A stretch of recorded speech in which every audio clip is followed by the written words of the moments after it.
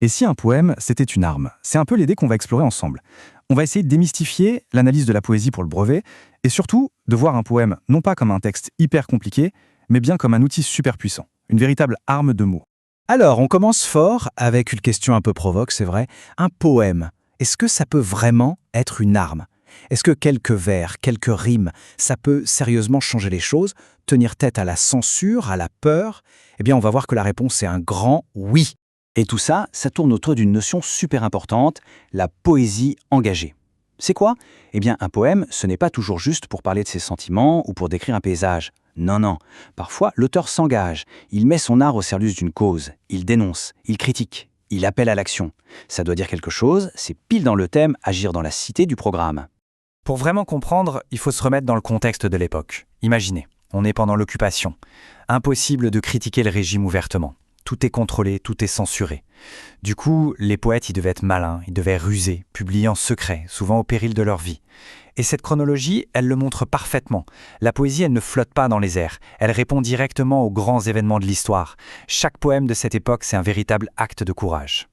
Bon, maintenant qu'on a posé le décor, voyons comment le poète se bat concrètement avec les mots.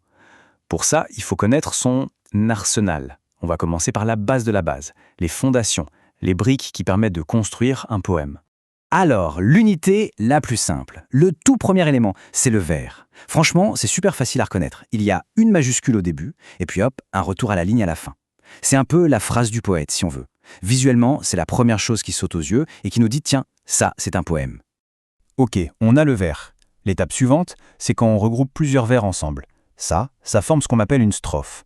On peut y penser comme un paragraphe dans un texte normal. En général, les vers qui sont dans la même strophe parlent de la même chose, ils ont une unité de sens et souvent un certain schéma de rime. Là, sur ce tableau, on a un peu le vocabulaire de base à connaître pour le brevet. C'est des noms qui peuvent faire un peu peur, mais en vrai, c'est simple. Un quatrain, c'est juste une strophe de 4 vers. Un alexandrin, c'est un vers de 12 syllabes. C'est tout. Le fait de connaître et d'utiliser ces termes, ça montre tout de suite qu'on maîtrise son sujet.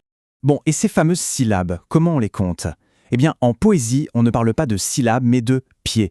En français, la règle est assez simple. Un pied, c'est une syllabe qu'on prononce à l'oral.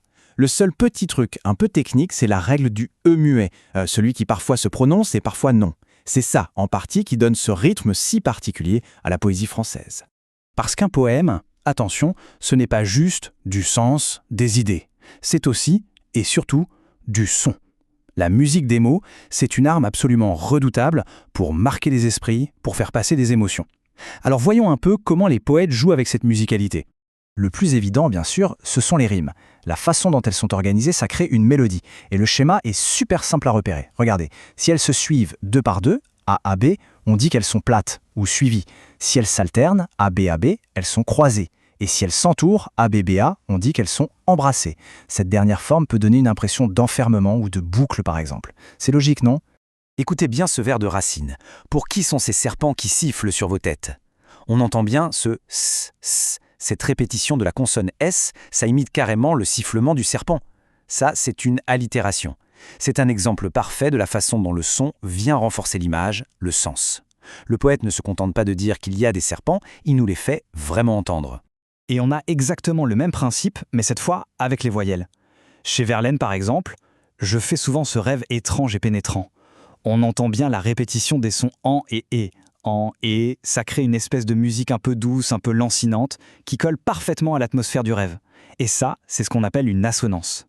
Alors, on a vu le son, maintenant passons à l'image. Parce que les poètes, ce sont aussi des peintres de mots. Ils utilisent ce qu'on appelle des figures de style pour créer des images super puissantes dans notre tête, pour nous faire voir le monde d'une autre façon. C'est une autre partie essentielle de leur fameux arsenal. Ah, voilà un point qui pose souvent problème, la fameuse différence entre la comparaison et la métaphore. Mais en fait, c'est tout bête. La comparaison, elle a besoin d'un outil pour marcher. Un mot comme, tel que, pareil à, c'est facile à repérer. La métaphore, elle, est plus directe. Elle zappe l'outil de comparaison. Elle fusionne carrément les deux idées. Prenez l'exemple d'Apollinaire. Sous le pont Mirabeau coule la Seine et nos amours. Il ne dit pas que nos amours sont comme la Seine, non, il met les deux sur le même plan. L'amour est ce fleuve qui passe. C'est beaucoup, beaucoup plus fort. Ensuite, on a la personnification. Le nom a l'air compliqué, mais l'idée est toute simple. C'est quand on donne des caractéristiques humaines à un objet, une idée, un animal, bref, à quelque chose qui n'est pas humain. Dans l'exemple, une rafale de vent, ça ne peut pas hurler ou harceler au sens propre. En utilisant ces verbes, le poète la transforme en une sorte de créature vivante, agressive, et tout de suite, la scène devient beaucoup plus intense, beaucoup plus dramatique.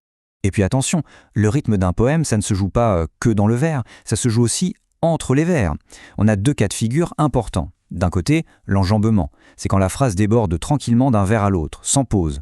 Ça crée de la fluidité, comme un fleuve qui coule. Et de l'autre, on a le rejet. Là, c'est tout le contraire. C'est quand un tout petit bout de phrase est rejeté au début du vers suivant. Ça crée une cassure, une surprise. Et le mot qui est mis comme ça tout seul, il est mis en lumière. Il prend un poids énorme. Bon, on a vu tout l'arsenal du poète, les vers, les sons, les images. C'est super, mais la question concrète c'est, le jour du brevet, comment on organise tout ça? Comment on structure son analyse pour qu'elle soit claire et efficace? Eh bien justement, voilà un plan d'attaque, une méthode simple et super solide. En fait, le secret d'une bonne analyse, c'est d'être méthodique. Il suffit de suivre 3 étapes. Premièrement, le contexte. On se demande qui a écrit ça, quand, dans quelles circonstances. C'est de la poésie lyrique, engagée. Deuxièmement, les procédés. Là, on va chercher toutes les armes qu'on a vues. Comment le poète s'y prend, quelle figure de style, quelle sonorité il utilise, et surtout pour produire quel effet. Et enfin, troisièmement, le message. On fait la synthèse. Au final, qu'est-ce que le poète cherche à nous dire, à dénoncer, à célébrer? C'est vraiment un plan d'attaque qui marche à tous les coups. Alors là, attention, je dois insister sur un point. C'est le piège classique dans lequel il ne faut pas tomber. Analyser, ce n'est pas la même chose que résumer. Il ne suffit pas de dire « le poème parle de la liberté ». Ça, c'est de la paraphrase. Non, la vraie analyse commence quand on explique comment le poète parle de la liberté. Par exemple, en montrant qu'il utilise telle figure de style pour rendre son idée plus frappante, ou telle sonorité pour créer une émotion particulière. C'est ce comment qui fait toute la différence. Allez, pour que tout ça soit bien concret, on va mettre la méthode en pratique. On va prendre un exemple type comme on pourrait en avoir au brevet. D'un côté, on a une image, ce tableau qui représente une tempête en mer. On voit bien le chaos, la violence des éléments, la lutte. Gardons bien cette ambiance de chaos et de combat en tête. Et de l'autre, on a un poème qui pourrait l'accompagner. On retrouve tout de suite la même ambiance. Le tourbillon noir, le croulant déluge. Le poète utilise clairement un champ lexical du désespoir, de la peur. Mais regardez la fin. Un splendide arc-en-ciel. C'est un retournement de situation complet. Et c'est justement ce contraste hyper fort entre l'ombre et la lumière qui crée le message. Le poète nous montre que, même au milieu du pire chaos, eh bien, l'espoir peut renaître. Le message, il est là, dans cette opposition. Voilà, on a vu comment des mots, parfois écrits il y a très longtemps, peuvent encore résonner aujourd'hui. Comment ils peuvent donner de l'espoir ou la force de se battre.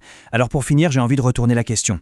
Et nous, aujourd'hui, si on devait choisir nos propres mots, nos propres armes pour défendre une cause, pour essayer de changer le monde, quels seraient-ils? Je laisse cette question en suspens. Merci beaucoup.